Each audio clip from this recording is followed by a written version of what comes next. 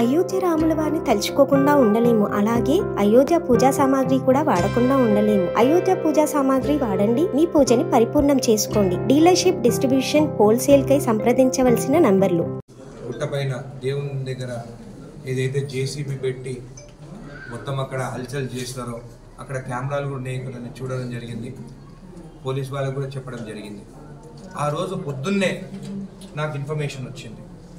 రాగానే ఒక్క నిమిషం కూడా ఆలోచించుకోకుండా మెసేజ్ అంటే నేను ప్రూఫ్స్తో మాట్లాడాను. అందరిలాగా ఏదో ఒకటి మాట్లాడాను. ఇక్కడ అందరు పెద్దలు కూడా ఉన్నారు. ఒక ఎమ్మెల్యే స్థాయిగా నేను అబద్ధం మాట్లాడలేను. బాలకృష్ణ అనే ఆయన నాకు, బాలకృష్ణ పక్కనే ఉంటాడు కదా, నాకు మెసేజ్ పెట్టడం జరిగింది. వార్తతో ఇట్లా మూసేస్తున్నారని చెప్పేసి నాకు పెడితే 8-10 నిమిషాలకి నాకు మెసేజ్ వచ్చింది. రాగానే 8:57కి కంప్లైంట్ ఇస్తే అతని పైన కేసు బుక్ చేస్తారు అని పెట్టినాను. ఇమీడియట్గా 9:01కి నేను ఎవరు మనిషి ఏంది అని ఎప్పుడు చూడను, తప్పు చేసిందా లేదా అని చూస్తాను. ఇవ్వండి అని చెప్పేసిన. ఇవ్వండి అని చెప్పిన తర్వాత ఇమీడియట్గా సిఐ గారికి ఫోన్ చేస్తే సిఐ గారు ఏమన్నారంటే, సార్ ఇప్పటివరకు ఎవరు కంప్లైంట్ చేయలేదు అని అన్నారు. చాలామంది ఫోన్ చేసినారు, బీజేపీ వాళ్ళు ఫోన్ చేసినారు, బీఆర్ఎస్ వాళ్ళు ఫోన్ చేసినారు పోలీసు వాళ్ళకి, కానీ కంప్లైంట్ ఇచ్చేదానికి ఒక్కరు కూడా ముందుకు రాలేదు. నేను ఇదే దేవుని సాక్షి మీద చెప్తున్నాను. ఆ మనిషి ఎవరైతే రవితేజ అనే ఆయన ఎవరైతే అరెస్ట్ అయినారో, నేను చెప్తే బాలకృష్ణ అనే ఆయన అనిల్ పెద్ద మంచి పాపం ఎప్పుడు దేవుని భూములు కాపాడాలని చెప్పేసి, గాంధీ ట్రస్ట్ భూములు కాపాడాలని చెప్పి ఏదైతే మంచి ఉంటారో ఆయనని ధైర్యంగా ముందుకు వచ్చి కంప్లైంట్ ఇస్తే ఇమీడియట్గా కేసు బుక్ అయ్యి యాక్షన్ తీసుకోవడం జరిగింది. తీసుకున్న తర్వాత రిమాండ్ చేస్తారు.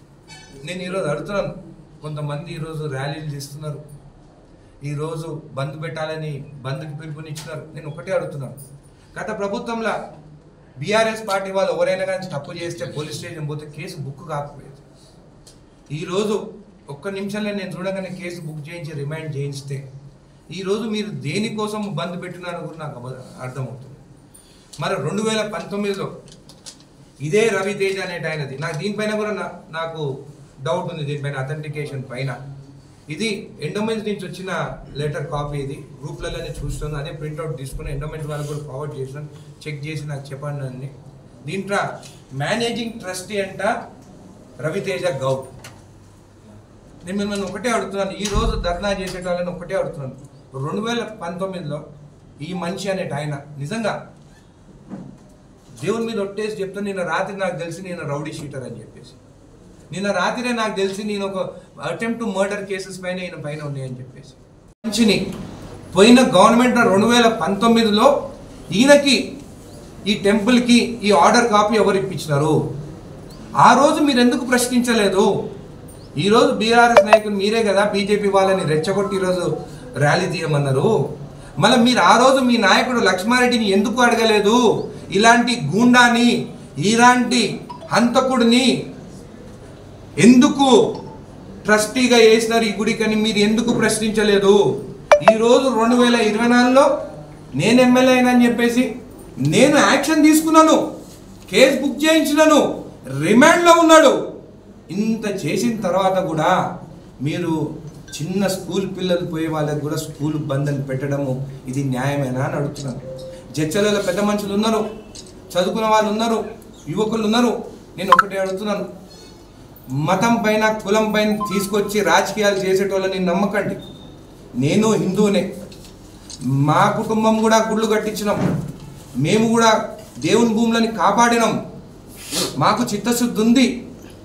మన గుళ్ళపైకి వస్తే నేను ఊరుకుంటానా అని అడుగుతున్నాను.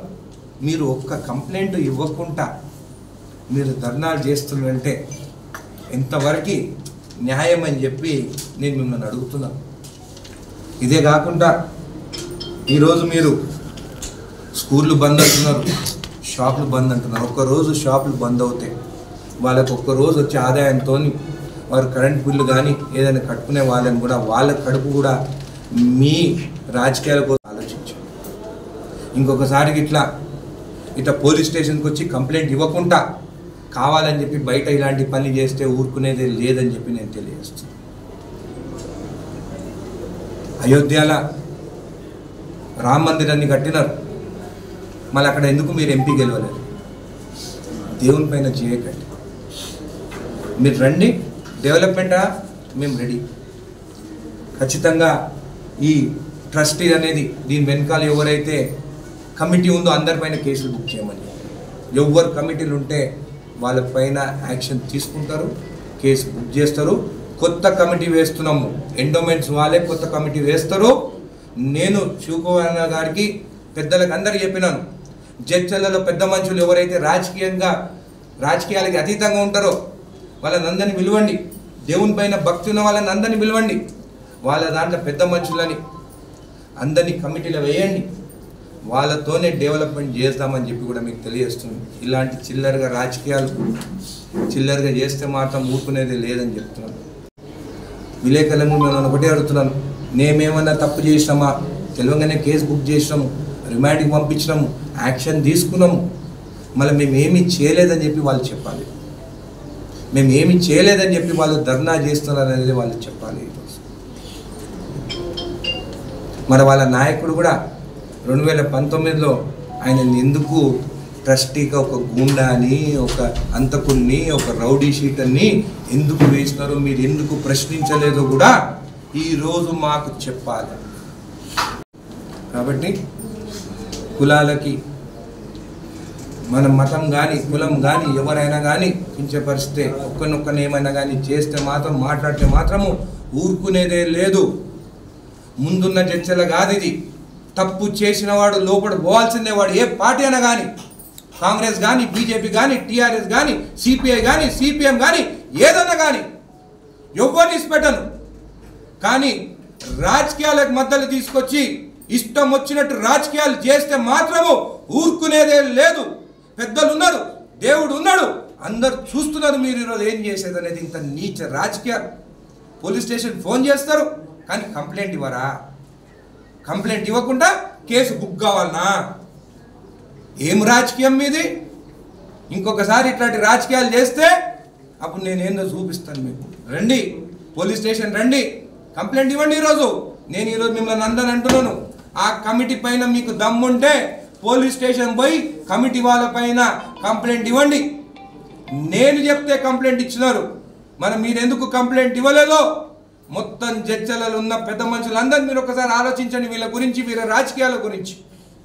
దేవుని గుళ్ళు కాపాడుతాను, దేవుని భూములు కాపాడుతాను, వెంకటేశ్వర స్వామి భూముల గురించి అనిల్ అనేట ఆయన రోజు తిరుగుతున్నారు.